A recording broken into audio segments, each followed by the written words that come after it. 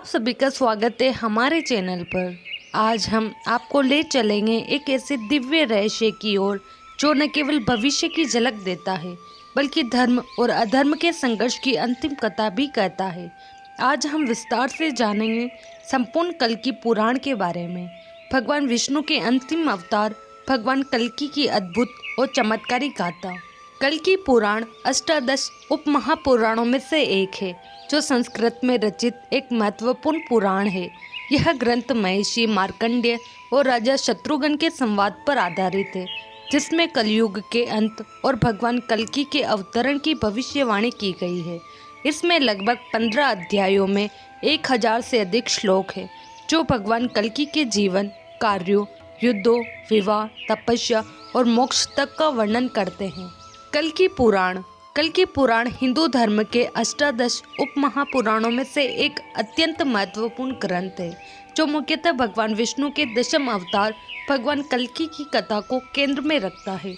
यह पुराण एक संवादात्मक शैली में रचित है जिसमें महर्षि मार्कंडेय और राजा शत्रुघ्न के मध्य संवाद के रूप में ज्ञान का विस्तार होता है। इस संवाद में राजा शत्रुघ्न महर्षि मार्कंडेय से कलयुग के अंत, धर्म की पुनर्स्थापना और भगवान विष्णु के कल्कि रूप में अवतरण के विषय में प्रश्न करते हैं और महर्षि मार्कंडेय उन्हें विस्तार से इस दिव्य अवतार की कथा सुनाते हैं। यह ग्रंथ मूलतः संस्कृत भाषा में लिखा गया है और इसमें लगभग 15 अध्यायों में 1000 से अधिक श्लोक है। यद्यपि अन्य महापुराणों की अपेक्षा इसकी लंबाई कम है, फिर भी इसकी विषय वस्तु अत्यंत प्रभावशाली और अद्भुत है। इसमें वर्णन किया गया है कि जब कलयुग में अधर्म, पाप, अन्याय, अज्ञानता और अशांति अपने चरम पर पहुंच जाएंगे, तब भगवान विष्णु स्वयं कल्कि के रूप में अवतरित होकर अधर्म का नाश करेंगे और धर्म की पुनर्स्थापना करेंगे। इस पुराण में भगवान कल्कि के जन्म से लेकर उनके विवाह, युद्ध, दुष्टों के संहार, धार्मिक व्यवस्था की पुनर्निर्मित, वेदों की रक्षा तथा अंततः उनका तप और मोक्ष तक की कथा को क्रमबद्ध रूप से प्रस्तुत किया गया है। इस प्रकार कल्कि पुराण न केवल एक धार्मिक ग्रंथ है बल्कि ये भविष्य की घटनाओं का एक दार्शनिक और आध्यात्मिक दृष्टिकोण से किया गया पूर्व दर्शन भी है जो धर्म, नीति और आस्था का संदेश देता है। भगवान कल्कि का अवतरण। कल्कि पुराण के अनुसार जब कलयुग अपने चरम पर होगा और संसार में पाप, अधर्म और अन्याय सर्वत्र फैल जाएगा, तब भगवान विष्णु स्वयं कल्कि रूप में अवतरित होंगे।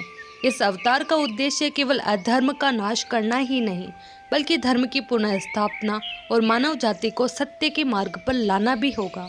कलयुग में जब धर्म के चारों पैर सत्य, तप, दया और दान का पूर्णतः विनाश हो जाएगा, तब समाज में चारों वर्णों ब्राह्मण, क्षत्रिय, वैश्य और शूद्र की मर्यादा समाप्त हो जाएगी। ब्राह्मण अपने ज्ञान और संयम को त्याग देंगे, क्षत्रिय सत्ता के लोभ में अत्याचारी बनेंगे, वैश्य धन के पीछे अनैतिक व्यापार करेंगे और शूद्र कार्यों में अशुद्धता और उग्रता बढ़ा देंगे। इस युग में स्त्रियां भी अपने पतिव्रता धर्म से विमुख होकर विकृति का मार्ग अपनाएगी और समाज में अश्लीलता तथा नैतिक पतन फैलेगा। राजा एवं शासक लोभी, अत्याचारी, दुष्ट और अधर्मी बन जाएंगे जो धर्म की रक्षा करने के बजाय उसे कुचलने का प्रयास करेंगे। संपूर्ण समाज स्वार्थ, छल, कपट, हिंसा और भ्रष्टाचार से ग्रसित हो जाएगा। ऐसे भयंकर समय में जब देवता भी संकट में होंगे, तब भगवान विष्णु कल्कि रूप में अवतार लेकर अधर्मियों का संहार करेंगे, धर्म की मर्यादा को पुनः स्थापित करेंगे और सतयुग की शुरुआत करेंगे। उनका यह अवतार एक दिव्य आश्वासन है कि अधर्म चाहे जितना भी प्रबल क्यों न हो जाए, अंततः धर्म की विजय निश्चित है। भगवान कल्कि का जन्म और उनका परिवार। कल्कि पुराण के अनुसार जब कलयुग में अधर्म अत्यधिक बढ़ जाएगा और पृथ्वी पाप से व्याकुल हो उठेगी, तब भगवान विष्णु का अंतिम और भविष्योक्त अवतार भगवान कल्कि इस धरती पर अवतरित होंगे।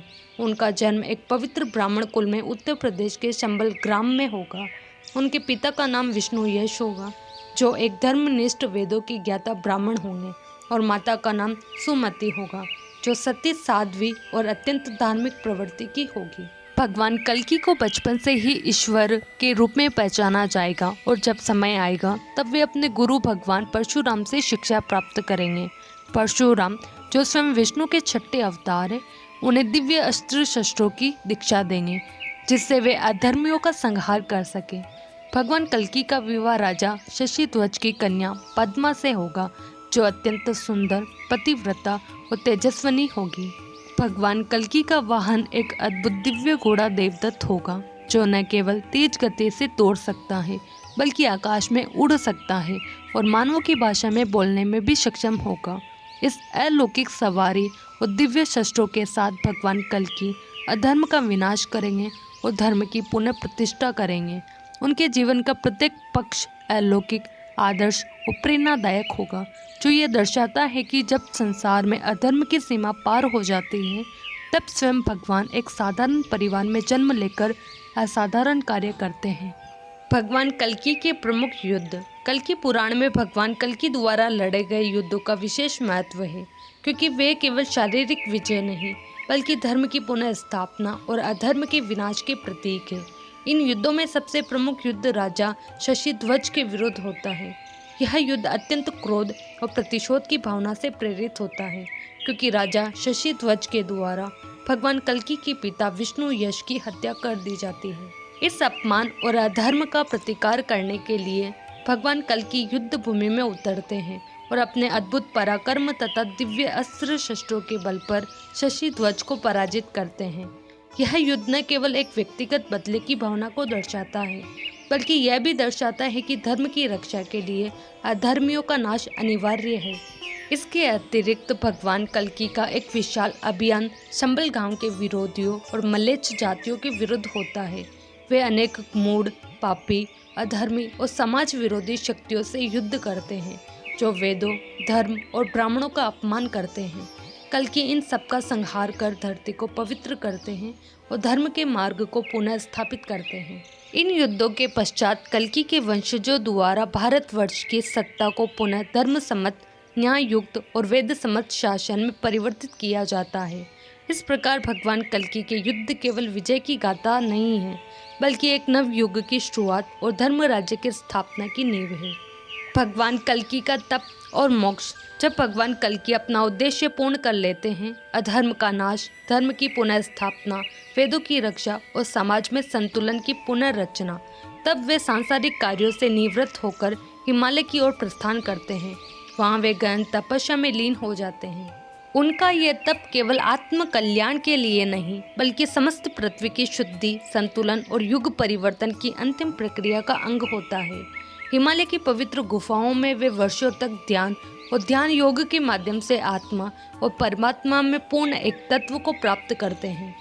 इस तपस्या के पश्चात जब उनका कार्य संपूर्ण रूप से संपन्न हो जाता है, तब भगवान कल्कि अपने दिव्य स्वरूप में प्रकट होकर स्वधाम अर्थात वैकुंठ लोक लौट जाते हैं। यह वापसी किसी भी विष्णु अवतार की अंतिम प्रक्रिया होती है, जहाँ वे अपने धाम लौटकर पुनः चिर शांति और चिर आनंद की स्थिति में स्थित हो जाते हैं। भगवान कल्कि का यह तप और मोक्ष इस तथ्य का प्रतीक है कि हर अवतार का उद्देश्य केवल युद्ध और विजय नहीं, बल्कि अंततः आत्म साक्षात्कार, त्याग और दिव्यता की ओर लौटना होता है। यह संदेश देता है कि कोई भी महान कार्यकर्ता, चाहे वह ईश्वर ही क्यों न हो, अंत में एकांत, ध्यान और मोक्ष की ओर ही अग्रसर होता है। भविष्यवाणी और युग परिवर्तन।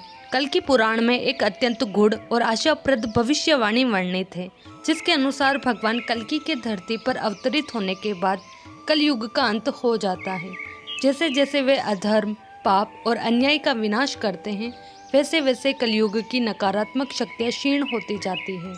उनके कार्यों और युद्धों के माध्यम से संसार में फैली हुई अराजकता, भ्रष्टाचार और नैतिक पतन समाप्त होने लगता है।